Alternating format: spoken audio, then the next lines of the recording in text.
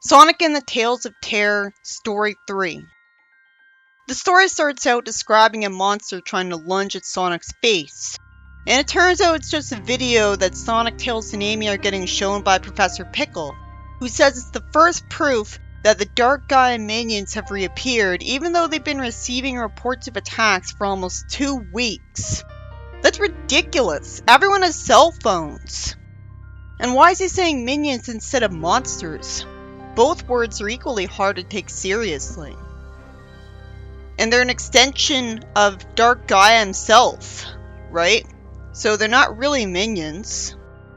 He's only drawing attention to the idea that the word monster might be seen as kitty by trying to use a different one. How would he know they're called minions instead of monsters?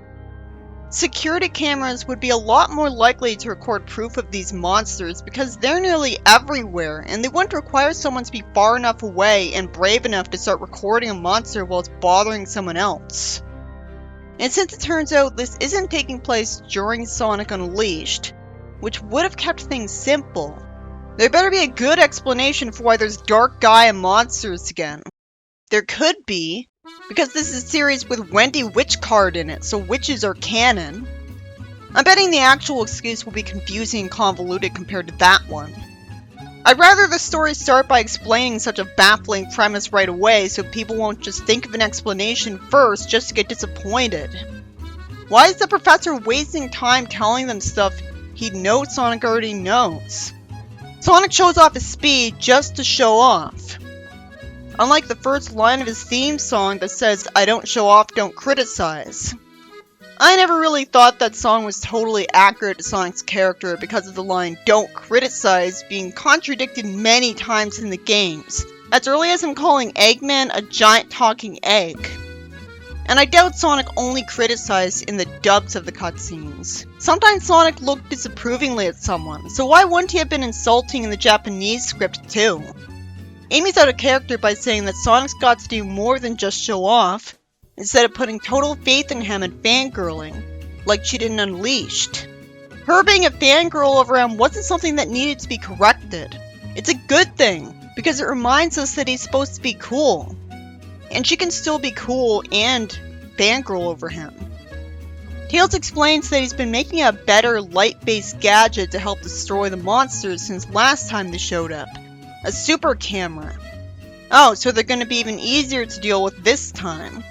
Where's the tension again? The sun goes down, and Sonic turns into a werehog, despite the fact that this time he didn't go through the thing he did at the start of Unleashed. No, going to a new wellspring of Dark Gaia energy doesn't explain it. Amy crying out in fear of Sonic the Werehog is extremely lame from how stilted it is. Amy wants to help, but gets told it's too dangerous, even though she has a hammer which attacks in the same method as Sonic punching the monsters as the Werehog, and she's left behind. This isn't Sonic Adventure 2 anymore. I would assume Sonic would have learned from her surviving so long on Adventure and Sonic Heroes that she's not a wimp. Tails has a backpack with a battery and cords down his arms connecting to 2 big gloves that can blast light beams. Why doesn't Tails make himself useful with gadgets way more often? Sonic ends up saying he's itchy because of his transformation.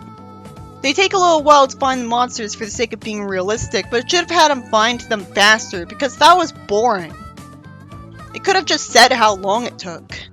Eventually Sonic reassures a woman who's pulling out her own hair, and she's in a bad enough mood that she's rude to him since she doesn't know it's Sonic. And also she's possessed by Dark Gaia minions, I guess, because God forbid they just have civilians be upset because of the actual premise. The monsters show up, and the pacing is way too slow for describing ideas that are ripped off from the game with no creativity at all. Nothing worth talking about happens until the monsters start running up the wall of a building. A dark energy blast prevents Sonic from following them, and Tails wonders if he's okay. I like that Sonic's written to be mad about it. The pacing goes back to being shit. It takes forever to get back to being interesting. They go back to Professor Pickle, and Amy spent all night reading the ancient Gaia manuscript because she wanted to be useful, but didn't just insist on running along with them with her hammer for some reason. Why would she get anything out of it that the archaeology professor didn't? That'd be so Mary Sue. Sonic at least pats her on the shoulder. She says the monsters might be trying to look for someone to take Dark Gaia's place. I thought the monsters were Dark Gaia though, because they all went to a beacon. Thought they were a hive mind to Dark Gaia. Tails uses a light burst from his backpack that reminds me of a Luigi's Mansion game. No wonder I was more underwhelmed than impressed. Because Sonic's not supposed to be ripping off Mario, because it's what it got popular from rebelling against. The lack of rebelling against Mario in the ad campaigns in Japan because Sega over there liked Nintendo is part of why the Genesis and classic games flopped over there. It's so easy to find out why Sega of America's efforts back then were mandatory for Sonic still existing to this day. And the few people who question that haven't done research for even a few seconds out of spite just because it comes from Japan. Sales figures in Japan for like every Sonic game alone suck. Japan has a third as many people as America, but its sales figures are bad even after you account for that. Anyways, Tails reveals a shadowy figure on the roof, calling the monsters back. Amy doesn't believe it's Dark Gaia, and Sonic doesn't believe the person who read the manuscripts. The story goes on to continue being so uncreative that it's not worth discussing. What do you think is happening? It's literally that. Sonic wonders if he can seal Dark Gaia again. Are you kidding me? He's supposed to be fast, and he never takes forever to get all the emeralds. Tails lampshades that the monsters aren't getting anything out of scaring people. He's the smart one, so we notice that every time the monsters run away, they run towards the same part of town. A strange voice calls out for Sonic the same way Amy always does, but nobody assumes it's Amy somehow. The monsters claw at the rocks underground in a cave to close off the opening to the cave, making Sonic separated from Tails. Eventually, the leader of the Dark Gaia monsters tells Sonic that the call has been answered and hits the ceiling with a hammer to let in moonlight. And it turns out Amy had been overwhelmed with Dark Gaia energy. This is the same kind of plot point that even some of the fans had said they should have done with Unleashed. That it was a wasted opportunity, that this never happened to any of Sonic's friends, so you'd actually care about it. And you get to see Sonic be especially shocked and unhappy about it. So, great idea, but it's not exactly amazing that it was come up with. I don't like when the narration calls Sonic the werehog instead of just Sonic. It's good that he says sorry, but he should know it's impossible to talk someone out of being possessed by Dark Gaia energy. Because it never happened before. Amy hits the ceiling and says, "Now, Tails," and Tails uses light beams and the monsters end up getting destroyed. The Dark Gaia energy leaves her, so she just conveniently magically stopped being evil just because Sonic said he should have asked for help. It's great to find out that someone other than just Sonic even can fight off Dark Gaia's influence. So that it's finally established that's something that anyone can do if they're cool enough. It's not just Sonic being a creator's pet destroying the believability in the process, just for a few people to defend it because he's the protagonist instead of Sally. I mean, if Sally was in the same situation, people would be pissed, and rightfully so.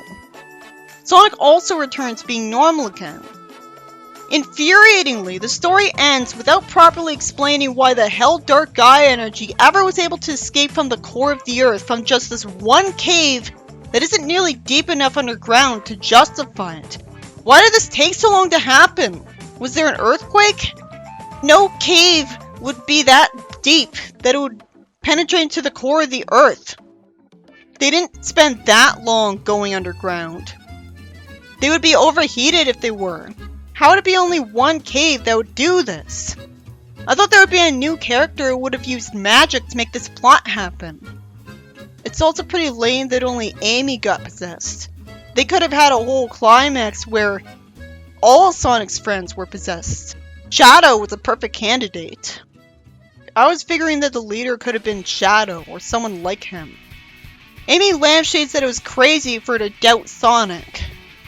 If the writer knew that, there was officially no excuse for writing it anyways. And she somehow thought Sonic thought she was a monster for behavior in the story.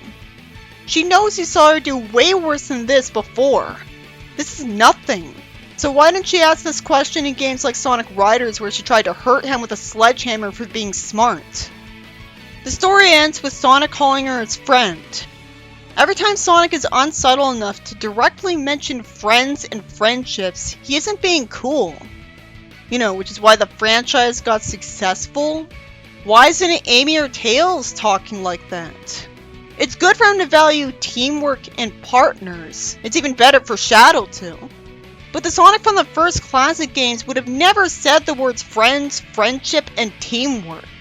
That's just making him imitate anime because it's Japanese instead of sticking to his identity that made him popular internationally.